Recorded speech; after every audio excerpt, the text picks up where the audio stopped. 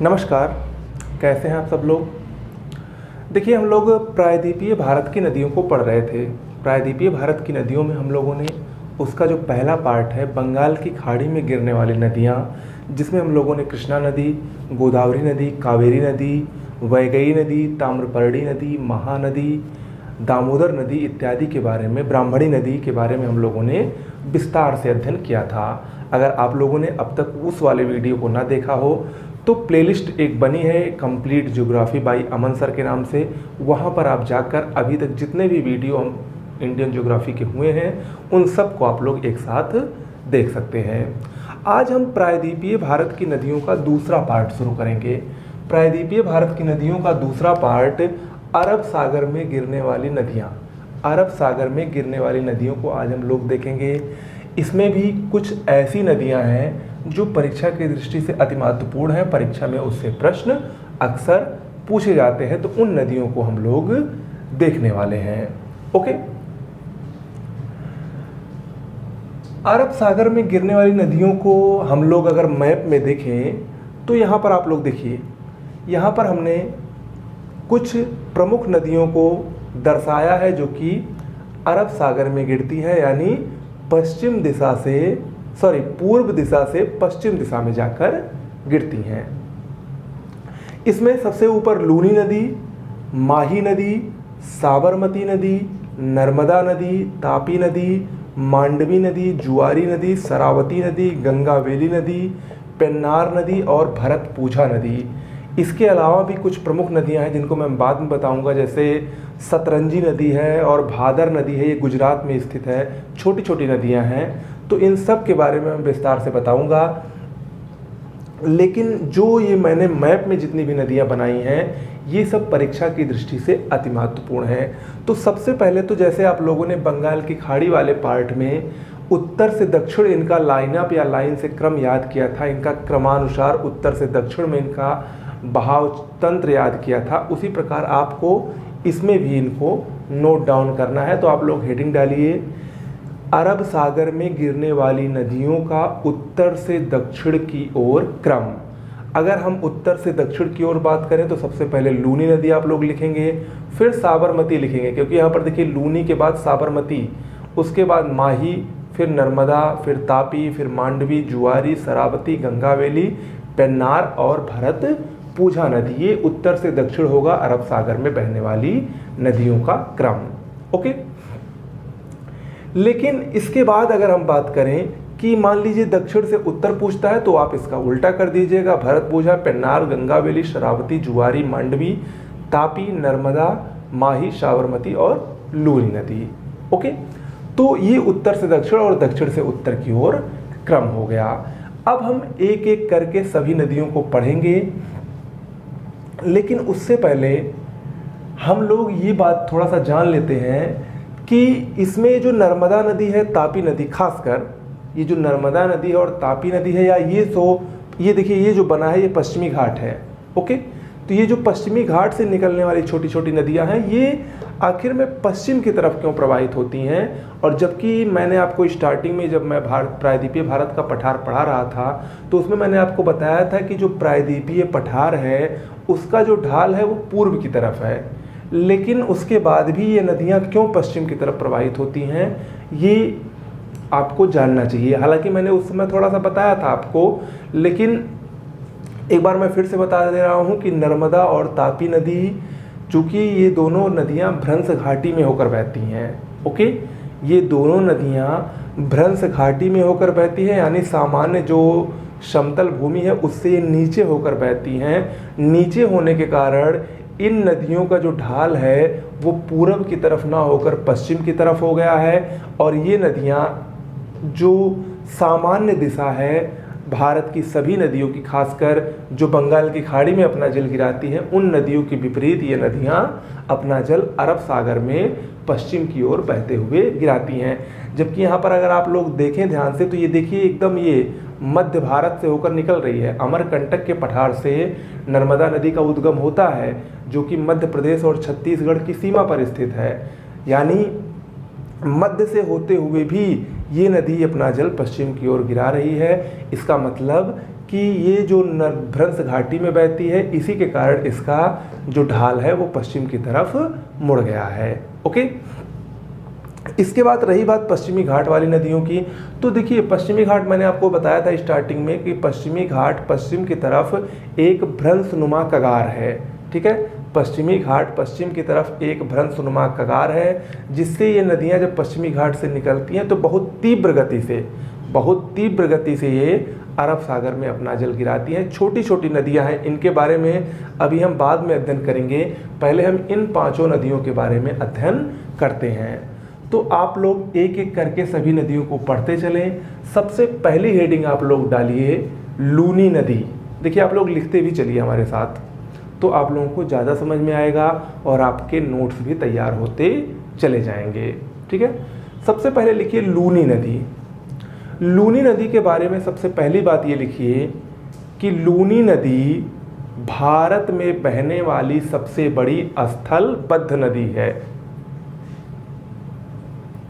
स्थलबद्ध का मतलब land locked, यानी ये इसका जल समुद्र में या नदी में नहीं जाकर गिरता है, ये समतल भूमि से ही निकलती है और समतल भूमि में ही जाकर विलीन हो जाती है। ऐसा क्यों? देखिए लूनी नदी का जो उद्गम है, लूनी नदी का उद्गम राजस्थान के पास अरावली श्रेणी से होता है। लूनी नदी राजस्थान के पास अरावली श्रेणी से होकर निकलती है और आगे राजस्थान और गुजरात में बहते हुए ये गुजरात में यहाँ पर एक क्षेत्र है कच्छ का रण, कच्छ का रण में ये नदी विलीन हो जाती है। ओके, कच्छ का रण कोई समुद्र नहीं है, कच्छ का रण कोई नदी नहीं है, कच्छ का रण कोई सागर नहीं है, कच्छ का रण ये गुजरात का ही एक पार्ट है जो कि एक दलदली क्षेत्र है। यहाँ के क्षेत्र को दलदली इसलिए कहते हैं, या ये क्षेत्र दलदली इसलिए है क्योंकि यहाँ पर ज्वार भाटा की स्थिति हमेशा उत्पन्न होती रहती है। आपको पता है कि ज्वार और भाटा 24 घंटे में 2 बार आता है, यानी 12-12 घंटे में 1 बार आता है। तो प्रत्येक 12 घंटे में जब एक बार ज्वार आता है अरब सागर में, तो उसकी वजह से ये जो क्षेत्र है ये जलमग्न हो जाता है और हर 12-12 घंटे पर इस क्षेत्र का जलमग्न होने के कारण ये क्षेत्र दलदली रूप में परिवर्तित हो गया है।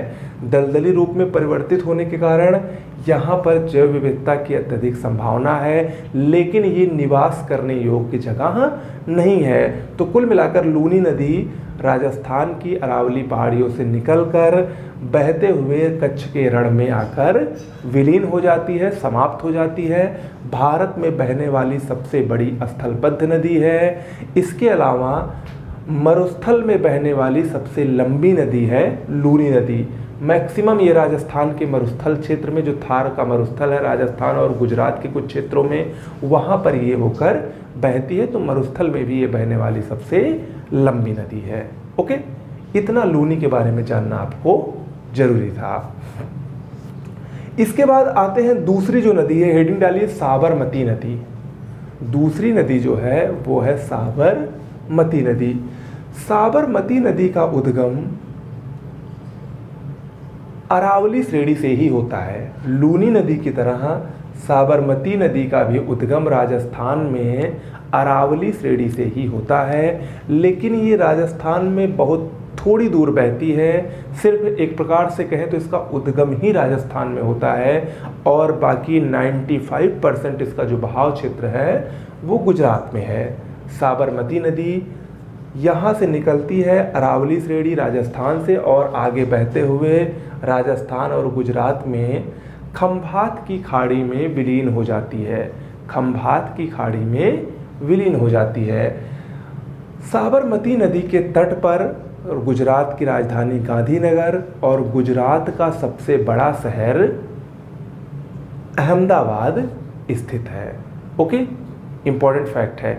गुजरात की राजधानी गांधीनगर और गुजरात का सबसे बड़ा शहर अहमदाबाद, ये दोनों साबरमती नदी के तट पर स्थित हैं। बस इतना आपको इसमें जानना है साबरमती नदी के बारे में। इसके बाद यहाँ पर देखिए, मैंने जो लूनी नदी आपको बताया था, लूनी नदी के बारे में दो चीज़ और इम्पोर्टेंट है जानने लायक, मैं फिर से आपको बता दूं।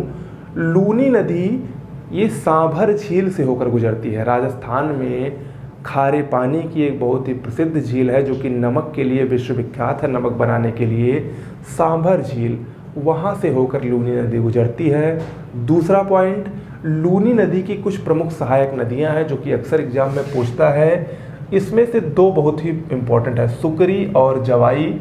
इसके अलावा एक और है जिसका नाम है बंडी। बंडी, सुकरी और जवाई ये लूनी नदी की प्रमुख सहायक नदियां हैं। ओके, तो लूनी, साबरमती। अब बात करते हैं माही नदी की। माही नदी विंध्याचल पर्वत से निकलती है। माही नदी विंध्य पर्वत या विंध्याचल पर्वत से निकलती है, राजस्थान में बहते हुए आगे गुजरात में बहकर ये खंभात की खाड़ी में गिर जाती है। माही नदी के बारे में जो सबसे महत्वपूर्ण और सबसे इम्पोर्टेंट फैक्ट है वो ये है कि माही नदी विश्व की एकमात्र ऐसी नदी है जो कर्क रेखा को 2 बार काटती है। याद रखिएगा, ये बहुत ही बड़ा और बहुत ही इम्पोर्टेंट फैक्ट है। कर्क रेखा को, यहाँ पर मैं लिख भी दे रहा हूँ,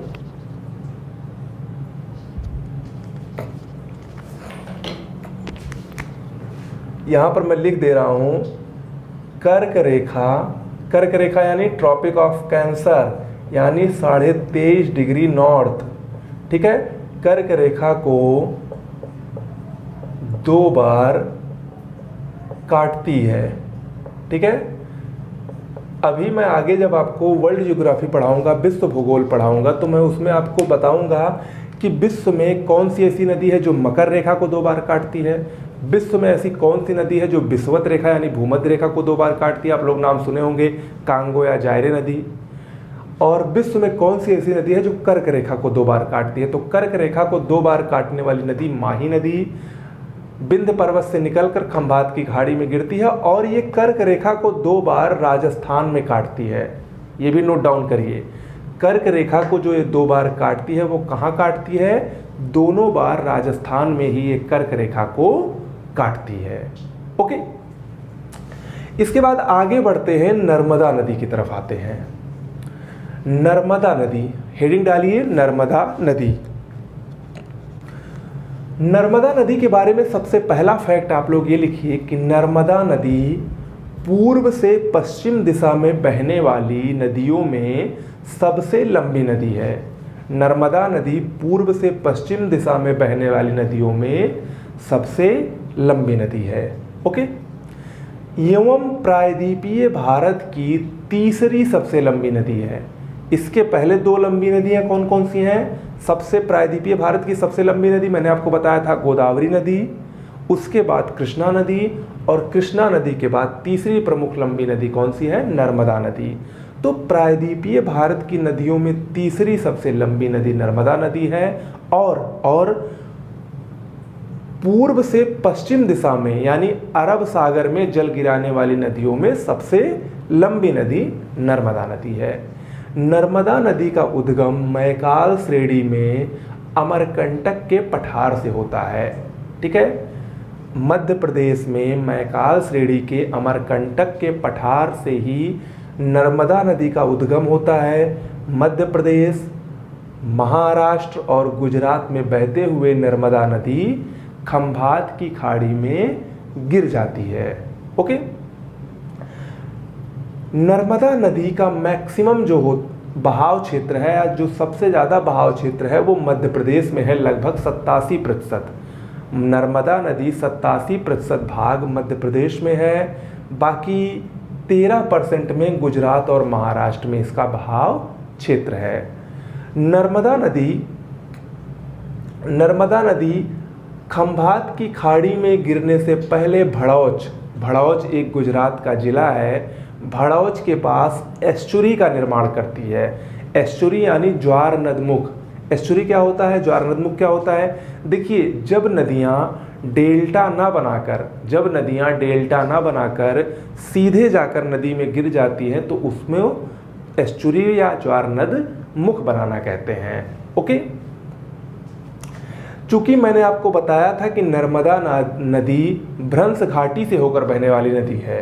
ओके, इसके उत्तर में, नर्मदा नदी के उत्तर में विंध्य पर्वत की भ्रंश घाटी और दक्षिण में सतपुड़ा की भ्रंश घाटी है। तो यानी विंध्य और सतपुड़ा के भ्रंश घाटियों के बीच बहने वाली नदी नर्मदा नदी है। तो इस कारण ये इसका जो धसाव क्षेत्र है उसके कारण नर्मदा नदी में अवसाद की मात्रा कम पाई जाती है। अवसाद की मात्रा कम पाए जाने के कारण जब ये मुहाने पर अपने पहुंचती है तो वो अवसाद इसमें आते ही नहीं, तो अवसाद जमा नहीं हो पाते, और जब तक अवसाद जमा नहीं होगा तब तक डेल्टा का निर्माण नहीं होता है। तो ये डेल्टा का निर्माण ना करके बल्कि सीधा जाके अरब सागर की खंभात की खाड़ी में गिर जाती है और वहाँ ये ज्वार नदमुख या एस्चुरी का निर्माण करती है। ओके, नर्मदा नदी गिरने से पहले जबलपुर के निकट भेड़ा घाट नामक स्थान पर एक बहुत ही प्रसिद्ध वाटरफॉल या जिसको हम जलप्रपात कहते हैं उसका निर्माण करती है, जिसका नाम है धुआंधार जलप्रपात। धुआंधार जलप्रपात ये मध्य प्रदेश में नर्मदा नदी पर ही स्थित है। जलप्रपात क्या होते हैं? जब नदियां यहाँ पठारी क्षेत्र में या पहाड़ी क्षेत्र में ऊपर से जब नीचे गिरती हैं तो ये बहुत तीव्र गति से गिरती हैं, तो इसी से ही झरने का निर्माण होता है, जलप्रपात का निर्माण होता है, वाटरफॉल का निर्माण होता है। ठीक है, तो नर्मदा नदी पर धुआंधार जलप्रपात, इसके अलावा एक और जलप्रपात है सहस्त्रधारा जलप्रपात, वो भी नर्मदा नदी पर ही स्थित है। जलप्रपात का मैं अलग से एक स्पेशल वीडियो करवाऊंगा आपको। भारत में जितने भी वाटरफॉल हैं, जितने भी जलप्रपात हैं, उन सब के बारे में बताऊंगा, लेकिन अभी के लिए आपको ये जानना जरूरी है। ओके, नर्मदा नदी की कुछ सहायक नदियां हैं, इसके बारे में आप लोग जान लीजिए। तवा नदी, दूधी नदी, हिरण नदी, बरना नदी, शक्कर नदी, एक नदी और है जिसका नाम है शेर। ये सब नर्मदा नदी की प्रमुख सहायक नदियां हैं। ओके, नर्मदा नदी के तट पर मध्य प्रदेश का एक बहुत ही प्रसिद्ध शहर है जिसका नाम है जबलपुर। जबलपुर नर्मदा नदी के तट पर स्थित है। इसके अलावा नर्मदा नदी पर ही विश्व प्रसिद्ध सरदार सरोवर परियोजना, इसके अलावा सरदार सरोवर परियोजना के अलावा इंदिरा सागर परियोजना, ओमकारेश्वर बांध परियोजना, ये सब नर्मदा नदी पर ही बनाई गई प्रमुख परियोजनाएं हैं। और यहाँ पर एक बात और नोट डाउन करिए कि भारत में सबसे अधिक बांधों का निर्माण नर्मदा नदी पर ही किया गया है। ओके, तो नर्मदा नदी के बारे में इतना इम्पोर्टेंट फैक्ट है। इसके बाद आगे आते हैं तापी नदी पर। तापी नदी का उद्गम मध्य प्रदेश के बैतूल से होता है। तापी नदी का उद्गम मध्य प्रदेश के बैतूल से होता है। मध्य प्रदेश, गुजरात और महाराष्ट्र में बहने के पश्चात तापी नदी खंभात की खाड़ी में जाकर गिर जाती है। ओके, तापी नदी पूर्व से पश्चिम बहने वाली नदियों में दूसरी सबसे लंबी नदी है। पहली नर्मदा नदी और दूसरी तापी नदी। तापी नदी भी भ्रंश घाटी से होकर प्रवाहित होती है। तापी नदी भी एस्चुरी का निर्माण करती है। तापी नदी के तट पर सूरत शहर स्थित है। तापी नदी के तट पर सूरत शहर स्थित है। इसके अलावा तापी नदी पर ही उकाई बांध परियोजना, उकाई और काकरापार बांध परियोजना जो कि गुजरात में है, वो तापी नदी पर ही स्थित है। देखिए, तापी नदी का जो मैक्सिमम बहाव क्षेत्र है वो गुजरात में है। ठीक है, तापी नदी का जो मैक्सिमम बहाव क्षेत्र है वो गुजरात में है। तापी नदी के मुख्य सहायक नदियों की हम बात करें तो गिरना, पूर्णा, गोमई और बोरी। गिरना, पूर्णा, गोमई और बोरी ये तापी नदी की प्रमुख सहायक नदियां हैं। ओके, तो यहाँ पर हम लोगों ने क्या जाना कि यहाँ पर एक प्रश्न और पूछ सकता है कि आपको 4 ऑप्शन दे देगा और पूछ लेगा निम्न में से खंभात की खाड़ी में कौन सी नदियाँ गिरती हैं। तो यहाँ पर नोट डाउन कर लीजिए, हेडिंग डालिए खंभात की खाड़ी में गिरने वाली नदियाँ और उसके आगे लिख लीजिए साबरमती नदी, माही नदी, नर्मदा नदी और तापी नदी। ये 4 नदियाँ खंभात की खाड़ी में गिरती हैं। ओके,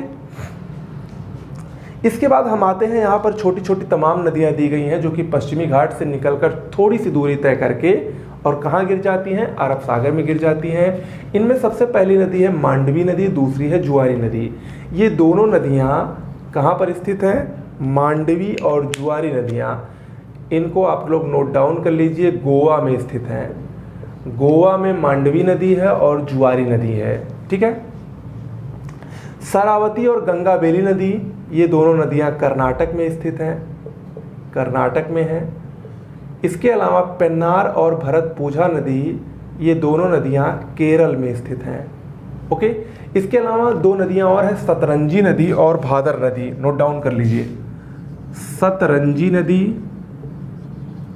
सतरंजी और भादर नदी, ये दोनों नदियां गुजरात की पश्चिमी घाट से निकलने वाली प्रमुख नदियां हैं, ओके। देखिए ये नदियां क्या हैं, ये पश्चिमी घाट से जब निकलती हैं तो इनका बहाव इतना तीव्र होता है और चूंकि ये थोड़ी दूरी तय करती हैं, इसीलिए इन नदियों द्वारा काफ़ी मात्रा में जलप्रपात या वाटरफॉल का निर्माण किया गया है। जैसे भारत का जो सबसे ऊंचा जलप्रपात है, जिसको जोग या महात्मा गांधी या गोरसप्पा जलप्रपात के नाम से जाना जाता है, वो कर्नाटक में स्थित है। किस नदी पर, शरावती नदी पर स्थित है, ओके। इसके अलावा गोवा में ही मांडवी नदी के पास, जुआरी नदी के पास एक बहुत ही प्रसिद्ध वाटरफॉल है। अगर आप लोगों ने चेन्नई एक्सप्रेस मूवी देखी होगी तो वहाँ पर आप लोग स्टार्टिंग में ये देखते होंगे जहाँ पर वो ट्रेन आकर रुकती है, जहाँ पर विलन की एंट्री होती है, उसके पीछे एक वाटरफॉल है, वो है दूध सागर जलप्रपात। कितना प्यारा लगता है, उसको आप देखिए कभी।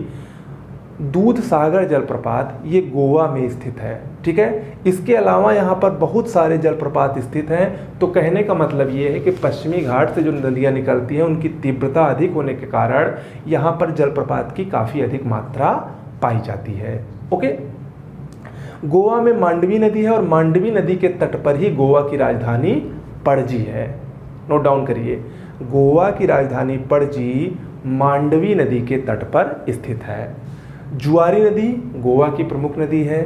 शरावती नदी पर ही जोग या गोरसप्पा या महात्मा गांधी जलप्रपात स्थित है। गंगावेली नदी भी कर्नाटक की एक बहुत ही प्रसिद्ध नदी है। पेन्नार नदी केरल की नदी है और भरतपुझा नदी मोस्ट इंपॉर्टेंट है। भरतपुझा नदी केरल में बहने वाली सबसे लंबी नदी है।